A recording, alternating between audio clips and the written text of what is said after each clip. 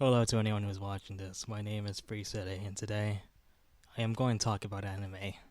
But first, have you ever heard about Sturgeon's Law? Basically, if you're a fisherman, 90% of everything you're going to catch is going to be trash, and the only 10%, 9% of that is somewhat good, while the 1% is actually good. So, how does this relate to anime? Well, 90% of all media, including anime, is trash. Why am I talking about this? Well, here's the thing. So, a lot of people online recently are saying that how anime used to be better back then.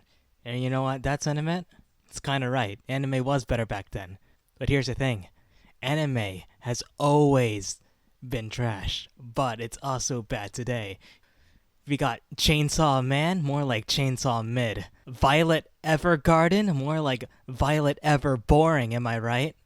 It's always kind of sucked. So today I'm going to talk about the myths of masterpieces because there's a lot of anime back then that weren't good too. So you heard about your Gundam Wings, your Yu Yu Hakushos, your Cowboy Bebops, and yeah, they're good. They could be considered masterpieces, but not every anime from the 90s was good. There's a lot of stingers out there. I can't name any right now, but just like look at TV tropes or something. But anyways, that's not actually the main point of this video. Well, actually, kind of is, but anime has always sucked. But also, taste in anime and trends in anime as well have changed over time. So, what do I mean by trends changing over time? So, back in the late 2000s, let's go jump back into time. Rom-coms were insanely popular. You got your Two Love Rus, your Dragon DXD. I forgot its name, but also Toradora as well. Oh boy, I'm going to talk about Toradora later. Later on, we got an evolution of the rom-coms. Pure romance. You got your melodramas in the early 2010s. You got your Angel Beats, a classic. That kind of sucks. If I ever watch Angel Beats again, I think I had to be plastered in order to enjoy it. Because, man, the writing in that kind of sucked in my opinion. But anyways, you got your Anohanas as well. Pretty good. And then, mid-2010s, you get the Isekai boom. A dark period. Yeah, I mean, that's a topic for another day, to be honest. But then, during the late 2010s and, now early 2020s, you're getting a rebound in rom-com anime. And that's the actual main point in this video. Rom-com anime is terrible, has always been terrible, and will continue to suck forever. It's its destiny. So, what did I mean by this? Well, I think most rom-com anime and manga lack any form of substance to be remembered whatsoever. For example, oh, actually, I was going to mention Your Name here, but to be honest, Your Name is such a terrible movie that it deserves its own video. But right here and now, you, the audience, tell me, what do you remember about Your Name? If you answer this right now, you're going to say absolutely nothing, and I guarantee it. Because the only thing you actually remember about the plot of Your Name is zero. It's nothing. Your Name, it's basically just like it's like a gallery in movie form. It lacks substance. It's all pretty pictures. Ooh, look at me. I'm like a child. I love looking at pretty pictures of the pretty landscapes. But no, Your Name sucks anyways. I was going to actually talk about Toradora. What do you remember about Toradora?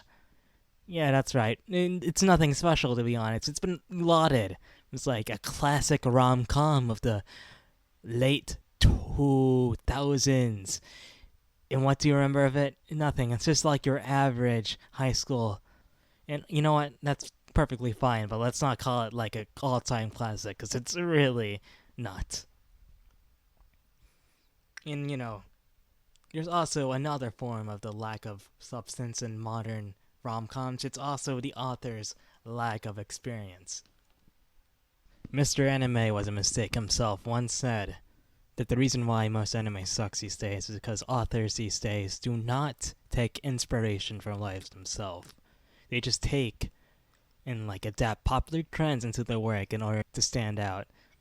And nothing bad with that, but it's not fulfilling for both the author and their readers as well. So, yeah, there's a lot of examples of authors just taking a random anime trope and basing it for the whole entire manga. And the whole entire point of that manga is to basically just like sell this idea that you want this girl to be your girlfriend. So, there's a lot, and I mean a lot, of manga that's like this, where the main character is basically just like a boring slab of wood that you project yourself onto. Pretty major one is Komi-san cannot communicate. Yeah, so a few years back, my cousin, my younger cousin, actually wanted it to, watch it as an anime and not read the manga. And I said, why do you want to watch it? It's boring as hell. And you know what? Yeah, it is boring as hell, because nothing happens in this series. It's just like a cycle that keeps on repeating. But you know what? I cannot harp on him too much, because I also kind of like these kinds of mangas. You know why? Because I love me some Garus, man. You know what? They're my weakness. What can I say? I'm a simp. But still, not very good. Anyways, I think that's it for today, folks. I actually wrote notes for this, way better than my first episode. And I'm actually sober as well. So anyways, yeah, I'm gonna watch Nescaflone now, because I want to make a video on isekais later. And I think I consumed enough of them to have an opinion that actually is coherent for once. But anyways, yeah, I want to go drink soon, but you should watch Oshi no Ko. It's pretty good, yeah. Been enjoying reading it so far. It's getting an anime adaptation later this year. Really good. It's the same author as Kaguya-sama, which is an anime and manga I have a love-hate relationship with. It's a pretty good manga, but I have some choice words on it. Anyways, go away now.